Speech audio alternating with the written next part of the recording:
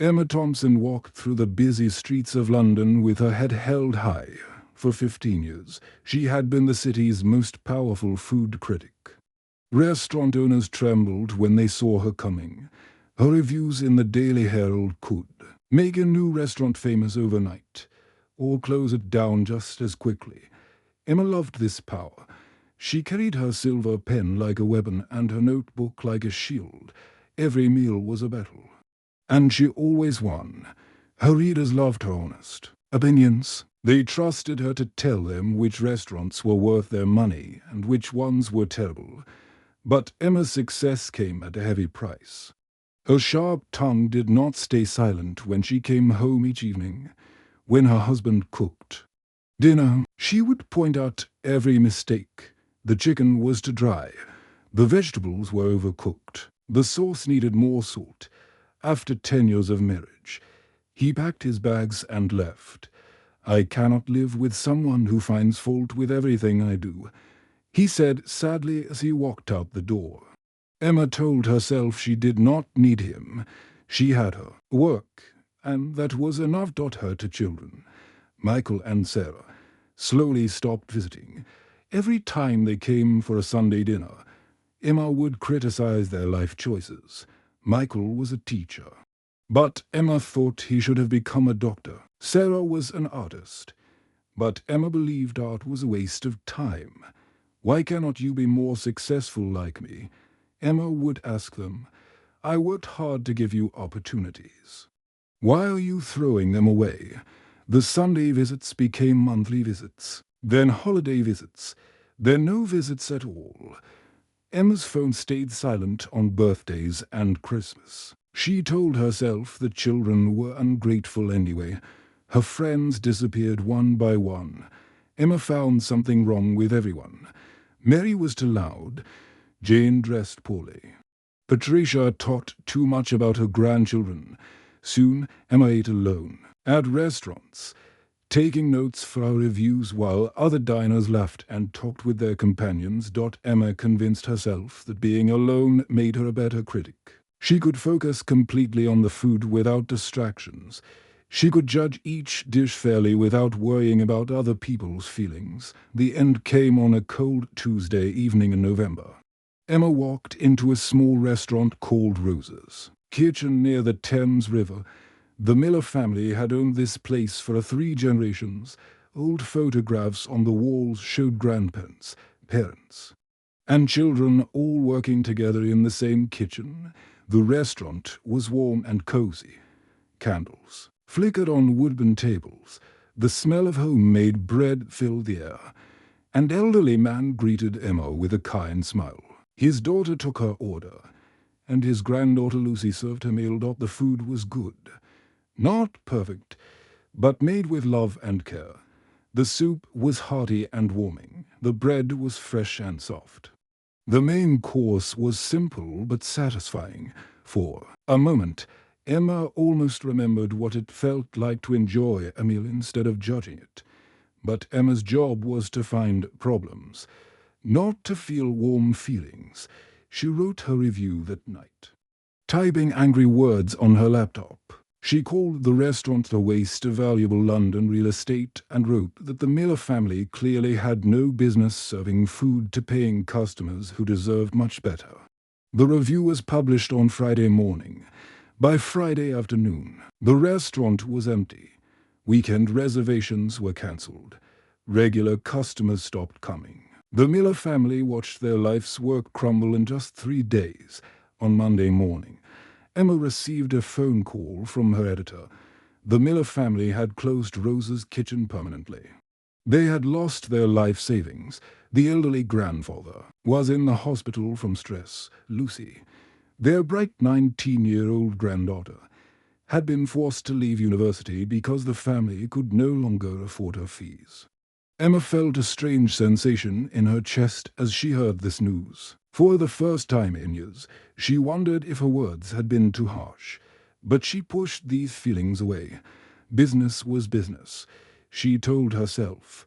If they could not handle criticism, they should not have opened a restaurant. That evening, Emma left her office building as rain began to fall. The London streets were slippery and dark. She was thinking about her next review when her high heel slipped on the wet pavement outside her apartment building. Emma fell hard onto the concrete steps.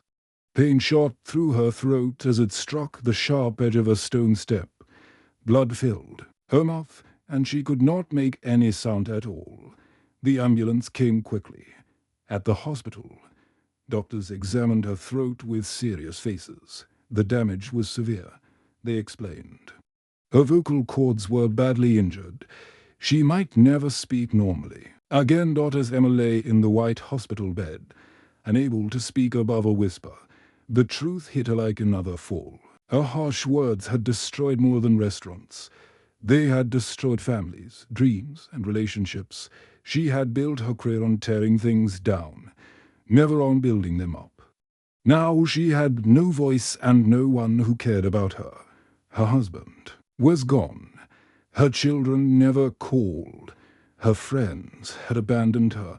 She was completely alone, and it was entirely her own fault. Emma closed her eyes and wondered if this was how the Miller family had felt when her review destroyed everything they had worked for. 6 months had passed since Emma's accident, and each day felt longer than the last. She woke up every morning in her small London apartment, staring at the ceiling and listening to the sounds of life happening outside her window. Cars honked in the street below. Children laughed on their way to school. The world continued moving while Emma felt completely stuck.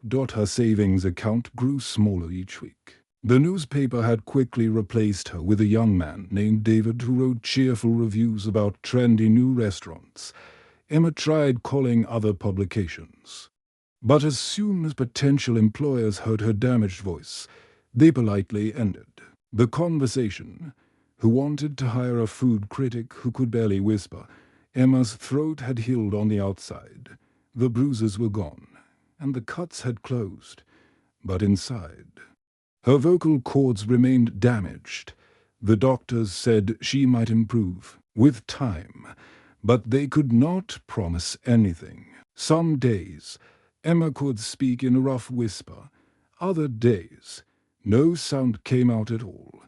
The apartment that had once felt like a successful woman's home now felt like a prison cell.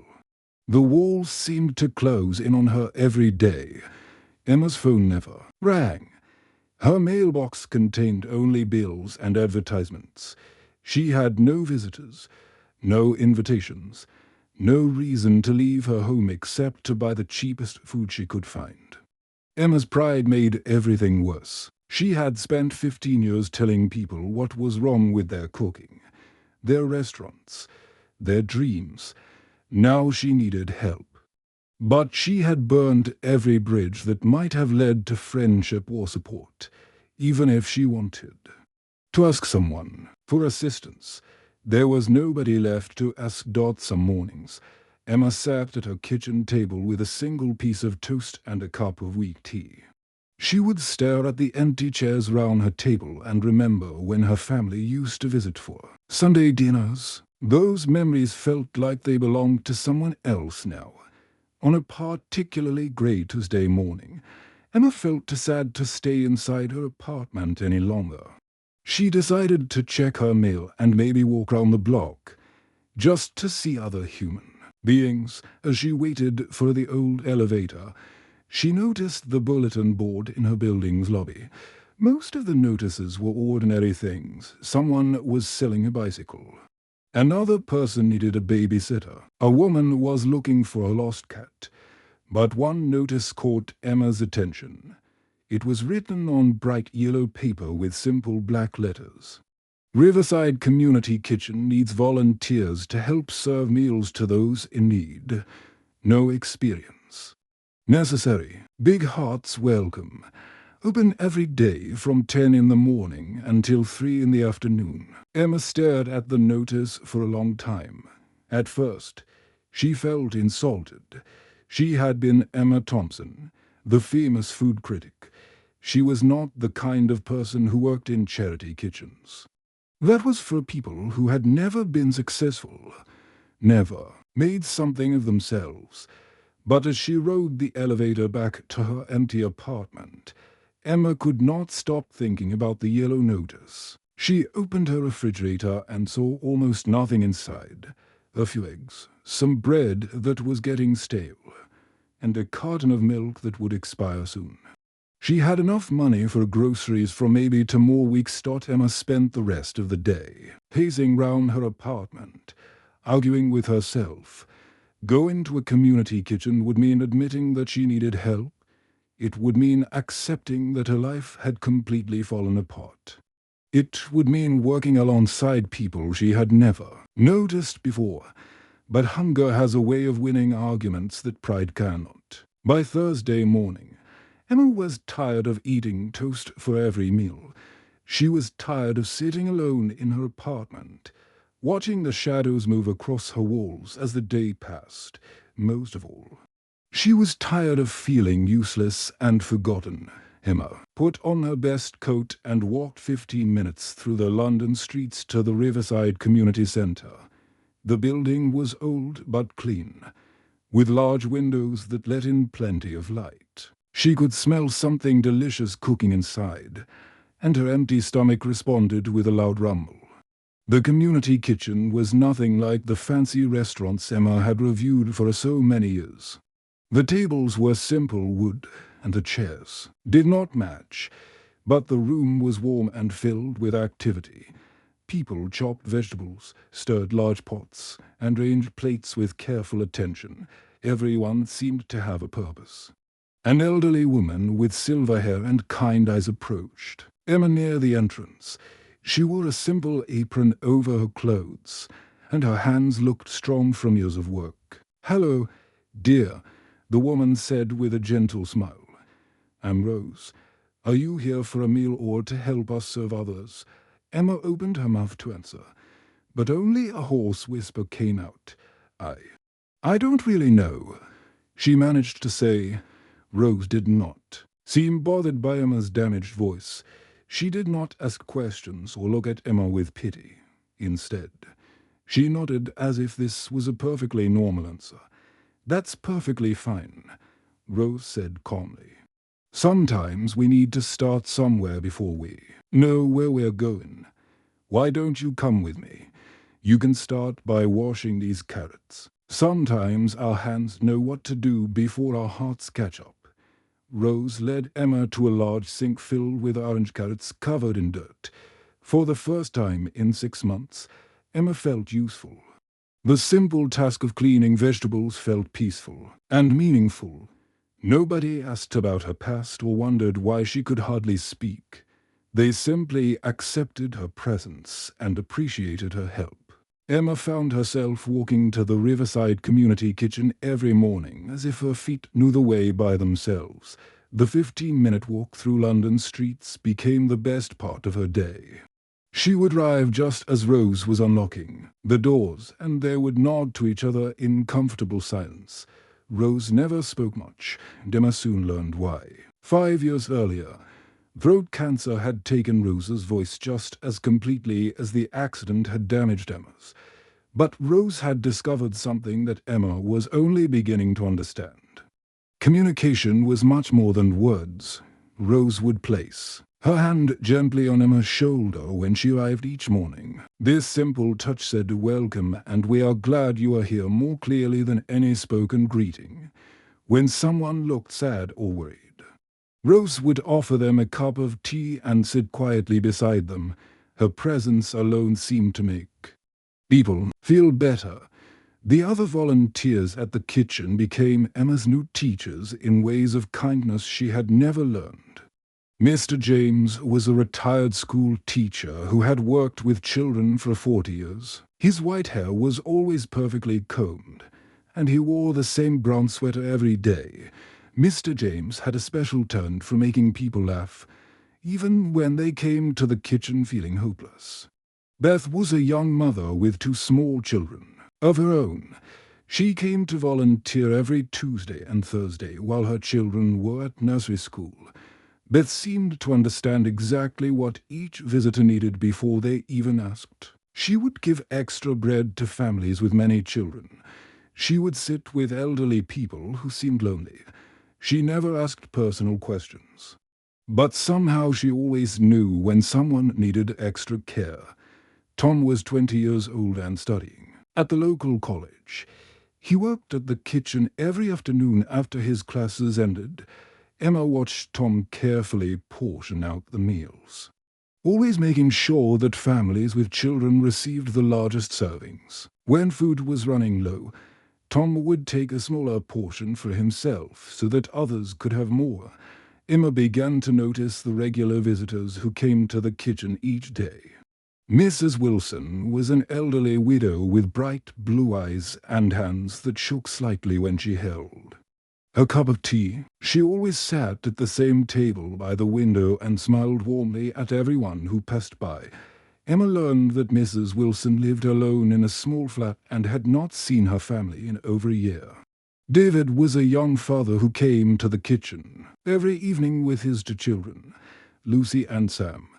Lucy was 7 years old with curly red hair, and Sam was 5 with his father's serious brown eyes. David worked 3 different jobs, but the money was never enough to buy groceries and pay rent. He always looked tired, but he never failed to say thank you for every meal. Maria was a university student from Spain who was studying English literature. She was thin and quiet, with books always tucked under her arm. Emma discovered that Maria sent most of her part-time job money back to her family in Barcelona, leaving very little for her own food. Maria would eat quickly and then return to her studies, often staying at the community center's small library until closing time. The weeks passed. Emma began to pay special attention to what each person enjoyed. She noticed that Mrs. Wilson's face lit up when the soup contained fresh herbs like thyme and rosemary. She saw how David's children smiled when their vegetables were cut into star shapes or little flow. As she observed that Maria needed filling meals with plenty of protein and carbohydrates to keep her energy up during long study sessions. Without thinking about it, Emma started carrying a small notebook in her apron pocket. But this notebook was completely different from the one she had used as a food critic. Instead of writing harsh comments about restaurants, she wrote down recipes and ideas for making people happy through food. She wrote notes like Mrs. Wilson loves extra herbs in her soup, and David's children laugh when vegetables look like animals, and Maria needs hearty stews that will keep her full for hours. These observations felt important and meaningful in a way that her old restaurant reviews never had. Emma discovered that cooking for people who truly needed the food felt completely different from eating at expensive restaurants and finding fault with every dish. Every meal she helped prepare would bring comfort to someone who was hungry, lonely, or struggling. The work felt like the most important thing she had ever done. The kitchen became Emma's school for learning kindness. She watched Rose communicate entire conversations through gentle touches and knowing looks. She saw Mr. James turn worried faces into smiling ones with his jokes and stories. She observed Beth anticipating people's needs before they even realized what they needed themselves. Emma's own voice remained weak and scratchy, but she found new ways to communicate that felt more powerful than her old sharp words ever had. When someone looked sad, she would place her hand on their shoulder the way Rose had taught her. When a family needed extra food, she would quietly add another ladle of soup to their bowls. When children seemed shy or frightened, she would arrange their food into fun shapes that made them giggle. Emma learned that a warm smile could say you're important and you belong here without needing any words at all. She discovered that paying attention to small details about what people enjoyed was its own form of love.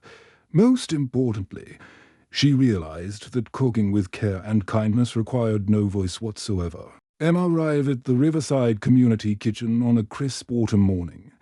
expecting another peaceful day of preparing meals and serving people who needed them. But as soon as she walked through the door, she could see that something was different. Rose stood near the vegetable preparation area with worry lines creased across her forehead. "We have a new volunteer," Rose whispered to Emma, pointing toward a young woman who was chopping onions at the far counter. "She started yesterday, but she seems very sad. She barely speaks to anyone and keeps her head down all the time." Emma looked across the kitchen at the new volunteer. The young woman appeared to be in her early 20s, with long brown hair that hung like a curtain round her face. She worked quickly and efficiently, but there was something deeply troubled about the way she held her shoulders and kept glancing toward the door as if she wanted to run away. Emma decided to focus on her own tasks and let the new volunteer adjust to the kitchen in her own time. She had learned that some people needed space and silence before they were ready to connect with others. Emma began washing potatoes for the lunch soup, stealing occasional glances at the young woman who seemed so familiar. As the morning progressed, Emma felt an uncomfortable feeling growing in her stomach. There was something about the new volunteer's profile, the way she moved her hands when she worked, the particular shade of her brown hair. Emma tried to push these thoughts away, telling herself that she was imagining things. But during the busy lunch rush, when the kitchen was filled with volunteers serving meals and visitors finding seats at tables, the inevitable moment arrived. Emma was ladling soup into bowls when she looked up and found herself staring directly into the eyes of the new volunteer. Time seemed to stop completely. Emma's hand froze holding the ladle, and her mouth opened in shock. The young woman's eyes widened with recognition, and Emma watched as different emotions crossed her face like clouds moving across the sky.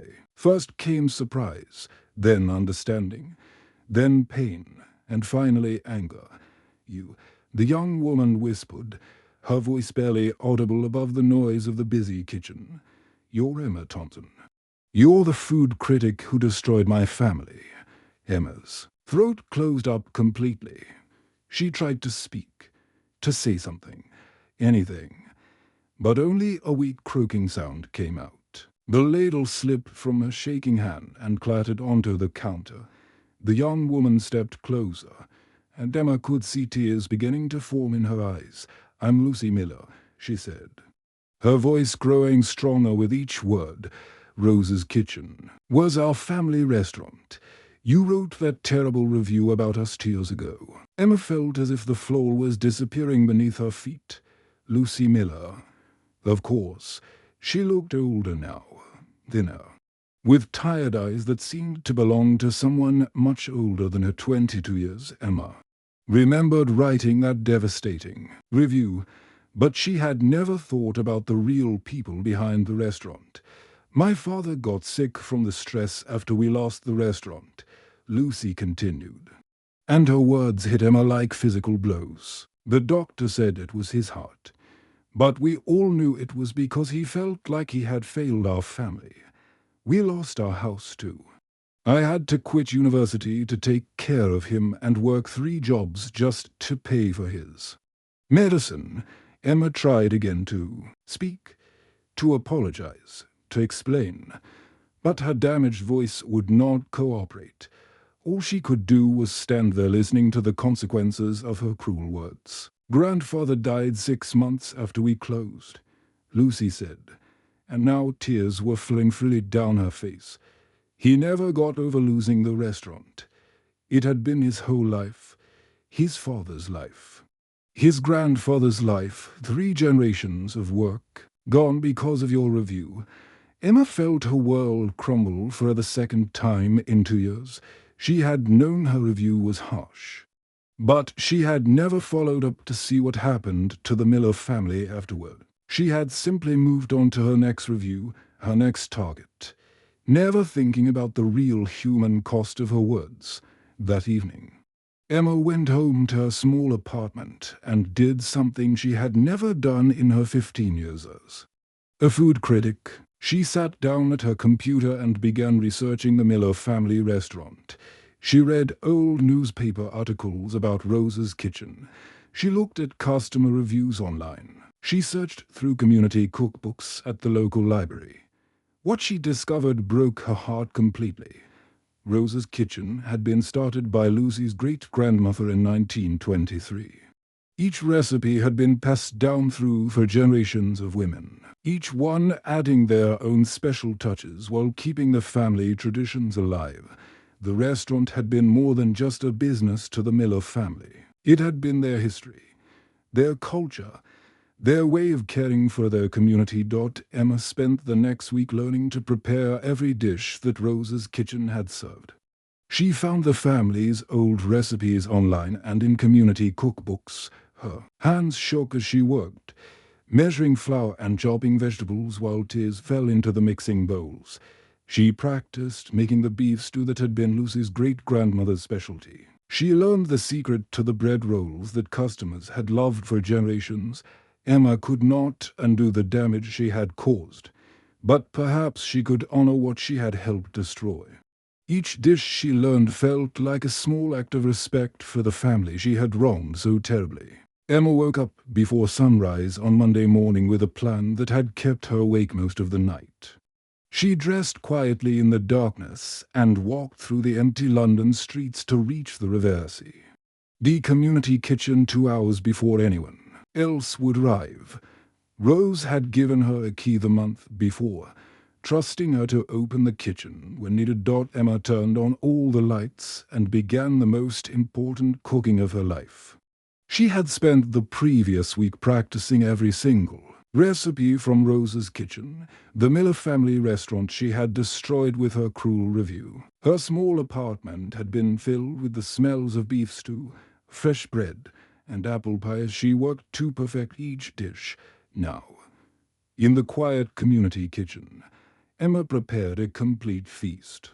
She started with the beef stew that had been Lucy's great-grandmother's specialty, browning the meat carefully and adding vegetables in the exact order she had learned from old recipe cards she found online. The smell filled the kitchen like a warm hug from the past.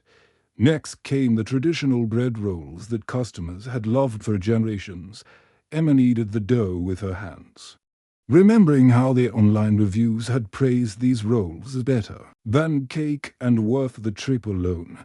She shaped each roll carefully, brushing them with butter the way Lucy's grandmother had done for 50 years. Finally, Emma prepared the apple pie that had been Lucy's favorite dessert as a child. She rolled out the pastry crust, ranged the spiced apples in perfect circles, and created the lattice top that had made Rose's Kitchen pies famous throughout their neighborhood. As the pie baked, the sweet smell mixed with the savory aromas of stew and fresh bread. When Lucy arrived for her volunteer shift at 10 o'clock, she stopped completely in the doorway. The familiar smells hit her like a wave of memory. Emma watched as Lucy's eyes filled with tears and her hand moved to cover her heart. Emma had prepared for this moment all week, since speaking was still difficult for her. She had written a letter explaining everything she wanted to say. She approached Lucy quietly, carrying a plate filled with perfectly prepared food and a small notebook that now contained pages of Miller family recipes. With trembling hands, Emma offered both the plate and the letter to Lucy. She stepped back and waited, her own heart beating so fast she could hear it in her ears. Lucy took the letter with shaking hands and read it slowly. The words were simple but came from Emma's heart. "I am deeply sorry. I cannot undo the harm I caused your family, but I want you to know that your grandmother's recipes are beautiful, full of love and history I was too blind to see. You deserve so much better than my cruelty. Please let me try to do better now." Lucy read the letter twice, tears streaming down her face. Then she picked up the fork and tasted the food Emma had prepared. Her eyes closed as she recognized the exact flavors of her childhood. The dishes her great-grandmother had made with so much love. "How did you learn these recipes?" Lucy whispered, her voice filled with wonder. Emma pointed to her notebook, which was now filled with careful research and practice notes.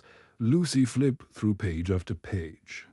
Seeing how much time and effort Emma had put into understanding her family's culinary heritage, there were notes about cooking temperatures, ingredient measurements, and even stories about the history behind each dish from across the kitchen. Rose watched this moment with her knowing smile warm with approval. She had hoped that Emma and Lucy would find the way to heal the hurt between them. The following months brought slow but steady healing. Lucy and Emma worked side by side in the kitchen, not as friends exactly, but as two people who had found a way to move beyond the pain of the past. Lucy began sharing stories about her grandmother's cooking techniques and family traditions. Emma contributed her professional knowledge about flavors, presentation, and cooking methods. Their conversations were quiet and careful at first, but gradually became more natural. Lucy told Emma about growing up in the restaurant, learning to crack eggs at age 5 and roll dough at age 7. Emma shared what she had learned about the importance of cooking with love instead of just technical skill. A year later, Emma started something completely new. She created a small food blog called Silent Stories, where she wrote about the people she had met at the community kitchen. Each post featured a recipe alongside the story of someone who had shown her what real strength looked like. She wrote about Mrs. Wilson's herb garden and David's dedication to his children and Maria's determination to finish her education. The blog was different from anything Emma had written before. Instead of harsh criticism, her words were filled with warmth and understanding. Instead of finding fault, she celebrated the ways that food could bring people together and provide comfort during difficult times. When Emma's sister Anna discovered the blog after years of no contact, she was amazed by the change in her sister's writing. Anna decided to visit the community kitchen to see Emma for herself. She watched Emma work with gentle hands and patient attention, seeing kindness where there had once been cruelty. Emma never got her full voice back, and she never returned to restaurant criticism. But she discovered something much better than her old career. With Rose's encouragement and support from the community, Emma opened a small cafe right next to the community kitchen. The cafe was special because half the tables were reserved for paying customers who wanted delicious food, while the other half served free meals to anyone who needed them. The menu featured dishes inspired by all the people Emma had met, including several recipes from the Miller family's lost restaurant. On opening day, Lucy brought her father, who had recovered from his illness and was proud of his daughter's strength and forgiveness. They sat at Emma's table, sharing a meal prepared with love instead of judgment. Emma's voice remained quiet, but her message was clear to everyone who visited her cafe.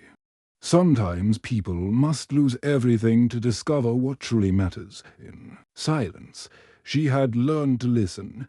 In serving others, she had found her purpose. In facing her mistakes honestly, she had discovered that redemption was always possible. The end.